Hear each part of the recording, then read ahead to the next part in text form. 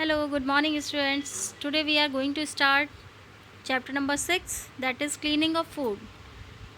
Students, in this chapter we will study about the following point. These points are: first is reasons for cleaning the food. Clear? We should know about the reasons. ठीक है? What is the reasons for cleaning the food? And second topic is methods for cleaning the food. What are the methods for cleaning the food? Next, third, other methods for separating substance को separate करने के other कुछ और methods हैं उनके बारे में. Next, fourth, applications of separation methods for getting drinking water. Fifth and last, solution. Clear? तो let's start chapter. So students, you know कि why a cleaning is important for us. So in this chapter we will study about the cleaning, cleanliness and cleaning, and why it is important for us. So let's start. So students, a large number of foodstuffs available in nature need specific processing before they become fit for our consumption. जैसे कि students हैं, हम लोग जो है कई foods को हम लोग इस्तेमाल करते हैं, है ना. उनको हम लोग कई चीज़ों को हम लोग यूज़ करते हैं. तो कुछ बहुत से ऐसे नेचर में अवेलेबल हैं फूड स्टफ्स जो कि क्या होता है, जिनकी प्रोसेसिंग होती है हम लोगों तक आने तक, जी हम लोगों के उसको कंजप्शन करने तक उस कई प्रोसेस से वो गुज़रता है. कई प्रोसेस उनमें होती हैं तब वो हम तक या हमारे खाने लायक वो फूड स्टफ जो है वो रेडी होता है. Cleaning of food involve separation of undesirable substances from it. तो क्लीनिंग ऑफ फूड क्या है? ठीक है, क्लीनिंग ऑफ फूड मीन्स है जिसमें इन्वॉल्व होता है कि ऐसी चीज़ों का सेपरेशन जो अनडिज़ायरेबल हैं, ठीक है, अनडिज़ायरेबल सब्सटेंस जिनकी हमें डिज़ायर नहीं है, जिनकी ज़रूरत नहीं है, उनका सेपरेशन उस फूड से, मीन्स उनको अलग करना उस फूड से. यही क्या है, cleaning of food.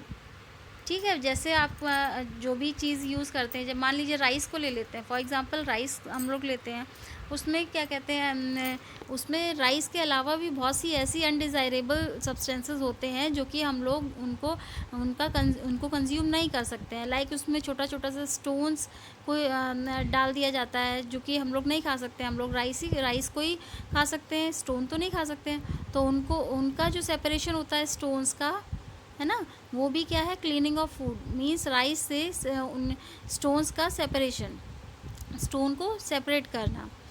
We peel off certain fruits and vegetables before eating them.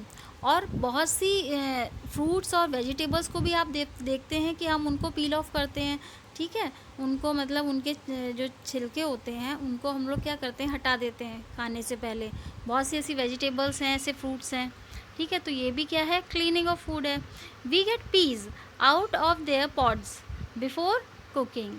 और जो आप देखते हैं कि जो पीज़ वगैरह आती हैं उनको आप ऐसे ही तो यूज़ नहीं कर लेते हैं जैसे कि वो आती हैं. उनको भी हम क्या करते हैं कि कुकिंग से पहले उनको क्या करते हैं, उनके पॉड से हम लोग क्या करते हैं, बाहर निकालते हैं. Similarly before cooking we wash rice और dal to remove any dirt और कलर प्रेजेंट इन दैम.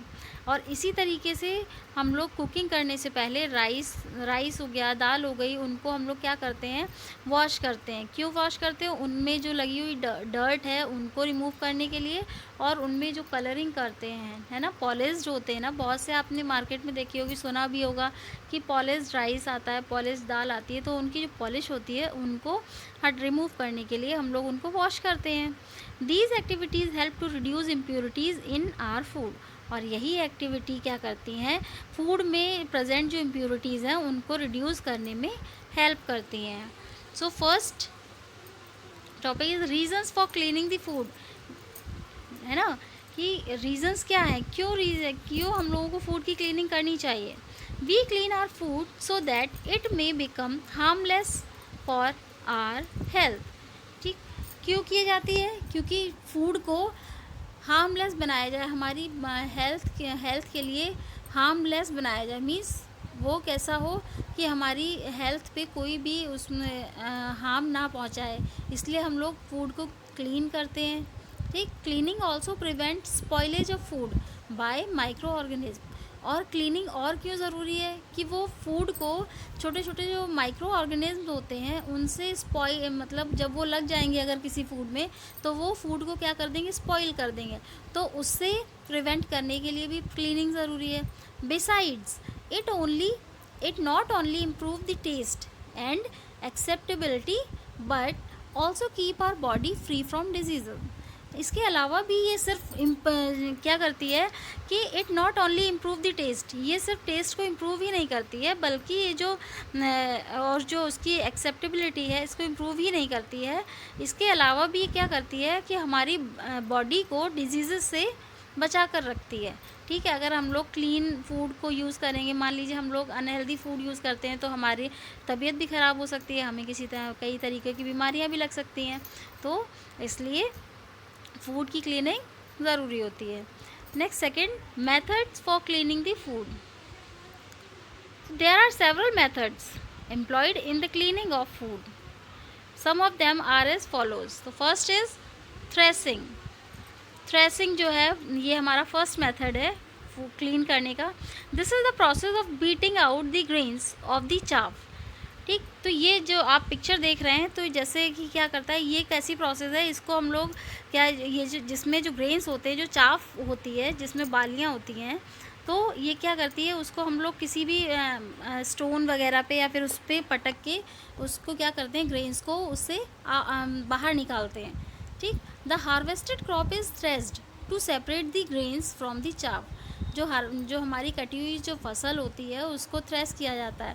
क्यों थ्रेस किया जाता है कि उसको जो ग्रेन्स होते हैं, उन बालियों में जो ग्रेन्स होते हैं, हमारा अनाज के जो दाने होते हैं, उनको उनसे सेपरेट करने के लिए। After harvesting threshing of a paddy is, जब इसको हार्वेस्ट कर लिया जाता है तो ये जो पैडीज होती हैं, जो इनकी जो बालियाँ होती हैं बड़ी बड़ी, इनको क्या किया जाता है, ट्रेडिशनली इनको बाहर निकाला जाता है। कैसे निकाला जाता है, किसी हार्ड ऑब्जेक्ट पर इनको पटक कर या मार कर इनके ग्रेन्स को उससे बाहर निकाल लिया जाता है। On the other hand, the threshing of wheat and other crop is carried out by the treading the crop with animals such as bullocks और buffaloes.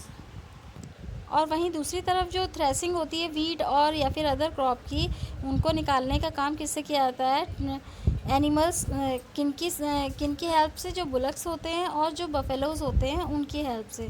These methods are limited to small scale farmers. ठीक है, तो ये जो method है वो सिर्फ क्या कहते हैं, जो स्मॉल स्केल फार्मर्स होते हैं, जिनकी मतलब थोड़ी सी जगह होती है, मतलब लिमिटेड जो हमारी जो रहते हैं। ठीक, बहुत मतलब लार्ज स्केल पर ये मेथड काम नहीं करता है। तो ये स्मॉल स्केल पर तो ये मेथड सही है, काम करता है, बट जब लार्ज स्केल पर ये मेथड जो है वो काम नहीं करता है। Nowadays threshing is carried out with the help of threshing machines as mechanism. Threshing is economical as and faster.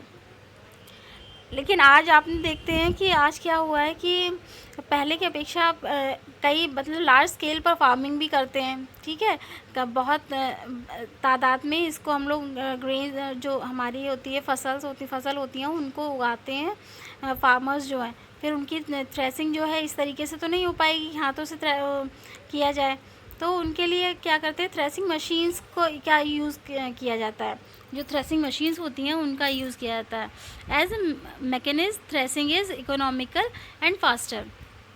और ये बहुत ही जल्दी से जो ग्रेन्स को आउट कर देती हैं, मीन्स जो बीज होते हैं उनको बाहर निकाल देती हैं, तो कम टाइम में ये काफ़ी काम भी कर देती हैं। नेक्स्ट, सेकेंड क्या है, winnowing. Winnowing is a method generally used to separate grains from the husk after the threshing process. Winnowing क्या है, विनोइंग ऐसा मेथड है कि जनरली कब यूज़ किया जाता है, ग्रेन्स को सेपरेट करने के लिए यूज़ किया जाता है, मीन्स हस्क से ग्रेन को सेपरेट करने के लिए यूज़ किया जाता है after the threshing process. In winnowing the mixture of grains and the husk is allowed to fall from a height. अब जैसा इसमें पिक्चर में आपको दिखाया जा रहा है कि इसमें क्या किया जाता है कि ये देखिए काफ़ी हाइट पर ही क्या कर रहा है, ये किसी उसमें एक ये लिया है पॉट टाइप का लिया है जिसमें इसने ग्रेन्स को यूज लिया भरा हुआ है। अब ये क्या कर रहा है, बाहर से हाइट से इसको नीचे जब गिरा रहा है तो उससे क्या होता है, जो हैवी पार्टिकल्स हैं मीन्स जो आपके ग्रेन्स हैं वो तो नीचे गिर जा रहे हैं, जो हस्क है मीन्स जो इसमें भूसा होता है वो हल्का होने की वजह से क्या होता है, अलग हट जाता है। तो जो हमारे हैवी पार्टिकल्स होते हैं वो तो वहीं गिर जाते हैं, जो हल्के पार्टिकल्स होते हैं वो हवा के साथ उड़ जाते हैं।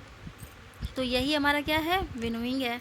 The grains which are heaviers fall vertically down on the ground.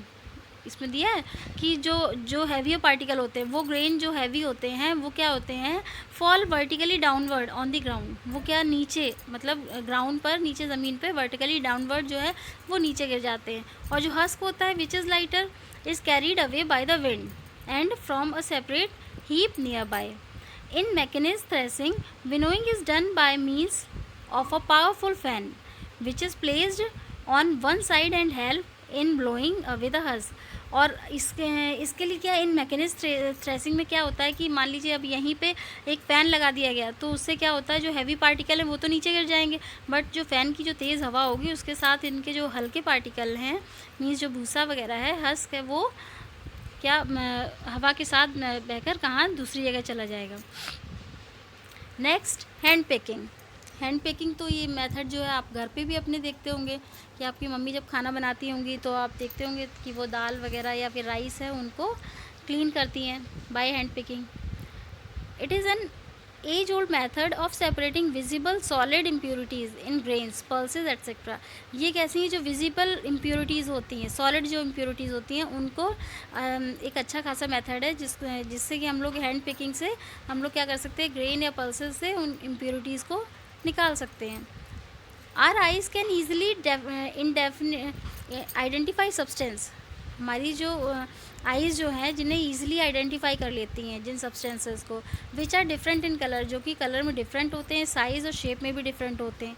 You must have seen women cleaning pulses and spices by this method. इस पिक्चर में आप ये देख सकते हैं कि किस तरीके से जो वुमेन है वो पल्सेस से और स्पाइसेस से वो क्या कर रही है, हैंड पिकिंग से निकाल रही है।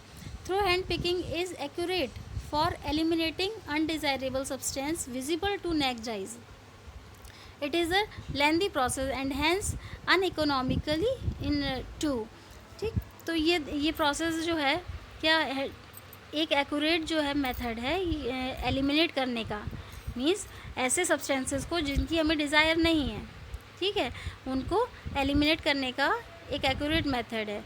इट इज़ बट ये क्या है, ये बहुत ही लेंथी प्रोसेस है and hence uneconomical too, इसीलिए क्या इकोनॉमिकल भी नहीं। And next, sieving.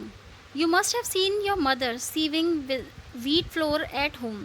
आप अपनी मम्मा को देखते होंगे वीट फ्लोर को क्या करते हैं, सीविंग जो होती है जिसको हम लोग क्या बोलते हैं, छन्नी बोलते हैं। आपकी अपने घर पे भी देखते होंगे कि आपकी मम्मा रोटियां बनाने से पहले क्या आटे को किस तरीके से छानती हैं, ठीक है, सीव से। The fine particles of floor pass through the सीव while the bigger particles remain on the सीव। जो फाइन पार्टिकल्स होते हैं मीन्स जो बहुत ही महीन जो चीज़ें होती हैं वो क्या होती हैं, वो तो सीव से निकल जाती हैं, पास कर जाती हैं, लेकिन जो बिगर पार्टिकल्स होते हैं वो सीव में ही रह जाते हैं। The sieving is the method use to separate a mixture in which component are of different size. ठीक है, तो सीविंग कौन सा मेथड है जिसमें वो ऐसे मिक्सचर को सेपरेट करता है जिसमें जो अलग अलग साइज़ के डिफरेंट साइज़ के कंपोनेंट होते हैं। जैसे मान लीजिए सेम साइज़ के तो जो निकल जाते हैं, जो फाइन पार्टिकल्स होते हैं वो निकल जाते हैं, जो हैवी पार्टिकल्स होते हैं, बिगर पार्टिकल्स होते हैं, वो उसी में रह जाते हैं। Here the size of holes of the सीव is very important. यहाँ पे जो सीव में जो होल्स होते हैं उनका रोल जो होता है वो काफ़ी इंपॉर्टेंट होता है, because its choice depend upon the size of particle to be separated with it. ठीक है, इसमें क्या होता है कि ये उनके ऊपर डिपेंड करता है। मान लीजिए आपके जो उसमें किस तरीके के पार्टिकल्स हैं, मीन्स कैसे आप इस तरीके का उसमें यूज़ कर सकते हैं। जैसे कि मान लीजिए जब बहुत बड़ा है तो आप मोटा वाला भी यूज़ कर सकते हैं जिससे क्या होता है कि बहुत जो मोटा है वो निकल जाता है। Sieving can be done manually और with the help of machine. Sieving जो है मैनुअली भी हो सकती है और मशीन्स के थ्रू भी हो सकती है। तो आई होप आपको ये क्लियर हो गए होंगे ये जो मेथड्स वगैरह जो दिए हैं ये आपको क्लियर हुए होंगे. सो that is enough for today. In next class we will study about the next point. So keep studying and keep healthy. Okay, bye bye.